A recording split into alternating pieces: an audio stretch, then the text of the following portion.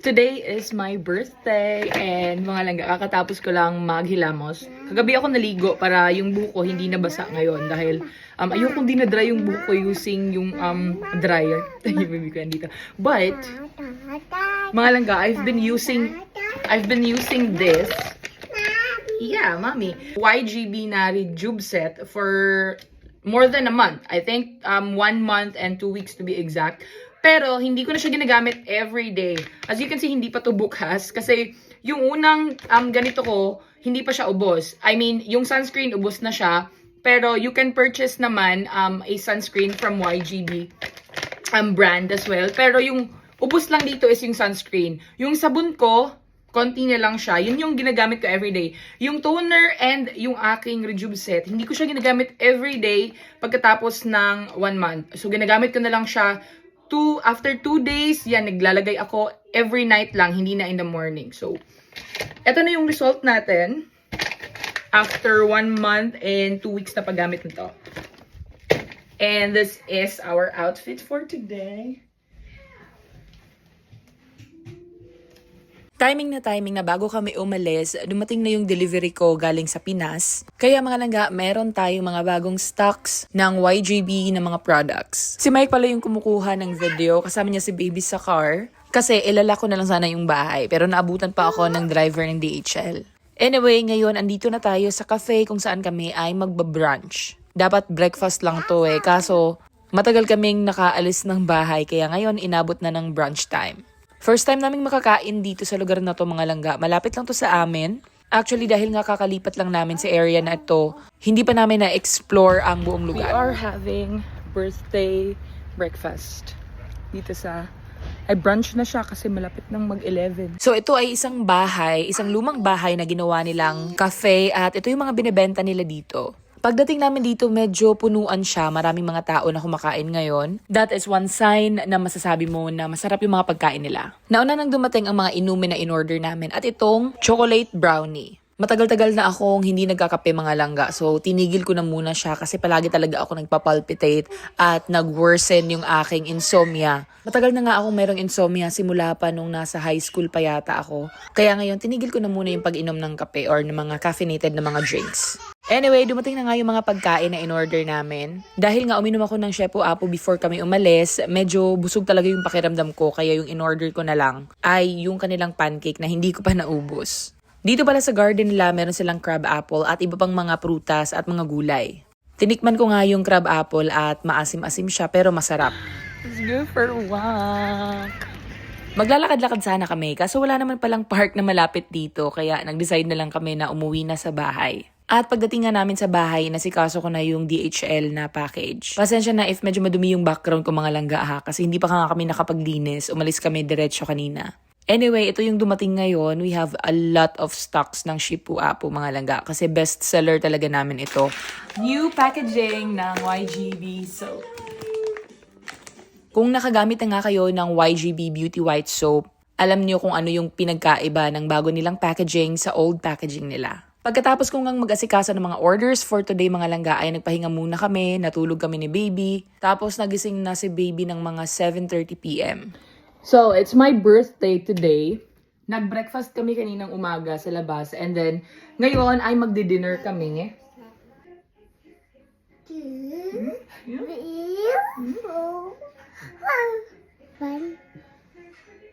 Brugigig.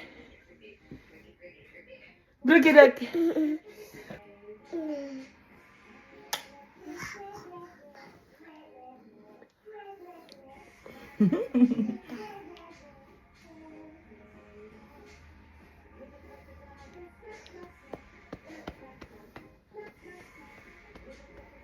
Kaninang umaga ay nag-breakfast kami sa labas. This is just a very simple celebration lang talaga. Ito lang yung ginagawa namin during mga events like this. Like today, birthday ko. Kumakain lang kami sa labas if we can. Kung hindi naman ay nagluluto lang sa bahay. But since maganda yung panahon sa labas, hindi siya umuulan. So kakain kami sa labas and this is my outfit. Mga langga, this is, makikita ko sa inyo yung result ng Shepo Apo. After 1 month and 3 weeks think or 2 weeks na yata akong umiinom nun. Consistently ha. Walang exercise. So, meron pa rin akong mom pouch under here. But, yan yung result niya mga langga. So, nag-lose talaga ako ng weight by drinking Shepu Apu. At of course, hindi lang yun yung kanyang effect. Nakapag-glow pa siya ng aking skin. Kasabay ng rejuvenating set ng YGB. Anyway, magtitimpla ako ng Shepu Apu bago kami umalis. Para naman hindi tayo makakain ng madami tonight, diba? So, inom muna tayo ng ating paboritong Shepu Apu para hindi tayo makarami sa pagkain. Dapat ay iinumin ko to before ako matulog mga langga. Pero dahil nga kakain tayo ngayon at medyo late na rin naman, so ininom ko na lang siya in advance. Sobrang lamig na ngayon dito sa New Zealand mga langga. Nung nakaraang araw nga, yun yung pinakamalamig na araw dito sa New Zealand. Lalong-lalo na doon sa South Island mga langga kasi nakakaranas sila doon ng snow. Let's go! Hindi pa kami nakapaglinis ng bahay. Ang dumi pa ng mga gamit ni baby dyan. But babalik din naman kami agad dahil yung restaurant na kakainan namin ay dyan lang naman sa center. Malapit lang talaga sa amin. So, tara, let's go! It's very dark na dito mga langga. It's 8 PM na yata. Tara! Kapag ganitong oras dito sa New Zealand mga langga, wala ka na talagang makikitang mga tao na naglalakad-lakad or tumatambay dito sa labas kasi malamig dito sa New Zealand ngayon, lalo na to winter. Pero ibang usapan naman during summer season. So we are in, Alpino? Alpino? F? P? Alpino? So dito tayo mga langga, dyan.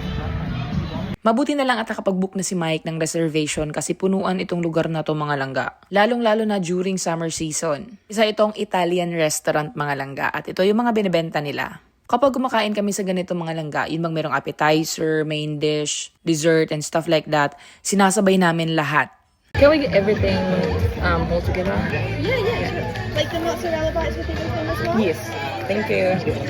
Kaya kahit napunuan na yung lamesa namin, sinasabay pa rin talaga namin lahat kasi mabilis akong mabusog. So gusto ko talaga matikman lahat ng mga pagkain namin bago ako mabusog. Kasi baka yung appetizer pa lang inabusog na ako. Sayang naman yung aking main dish, diba, na hindi ko makain. We planned to buy a cake pero hindi na namin ginawa kasi masasayang lang. 3 lang naman kasi kami na magse-celebrate ng birthday ko kaya masasayang lang talaga yung cake. So habang inaantay namin yung mga pagkain, inaaliw na muna namin si baby. Sobrang hyper niya ngayon mga langga kasi kakagising nga lang niya, 'di ba? So napakadami niyang energy ngayon.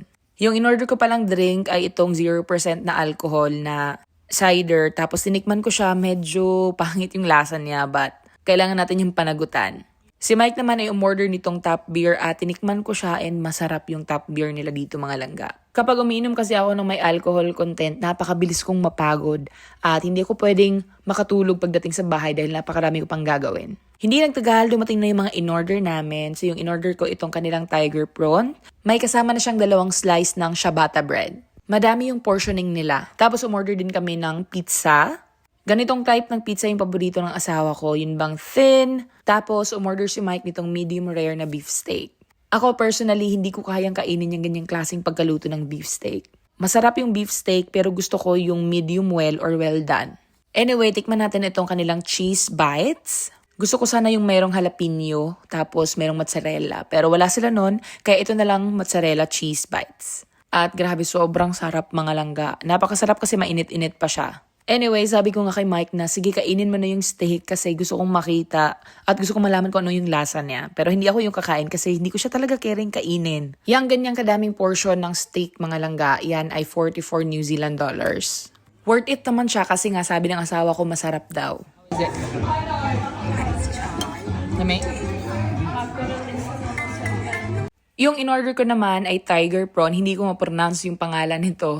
Pero in fairness, masarap yung lasa niya kasi meron siyang butter sauce. At yung nakain ko sa pizza ay ito lang mga langga. Ito lang talaga yung kinaya ko. Si Mike na lahat ng kumain ng pizza na yon. Ito kasi yung resulta ng Shepu Apu mga langga. So sinusuppress niya talaga yung hunger mo. At napakabilis mo pang mabusog. Kaya naman napakaganda niya inumin. Ooh, you're right. Tapos na kami mag-dinner. Uwi na kami. It's very cold. Sobrang lamig. Look at the streets, mga langga. It's very quiet. At it's very foggy. Lamig na ngayon. Alright, let's go! Malamig na talaga yung gabi, mga langga, pero carry pa siya. Kasi dito sa lugar namin, hindi naman siya inaabot ng snow. Thank you pala sa lahat ng mga nag-greet sa akin, sa aking personal na Facebook at dito sa aking page. Please don't forget to follow, like, share, and comment. God bless! Bye!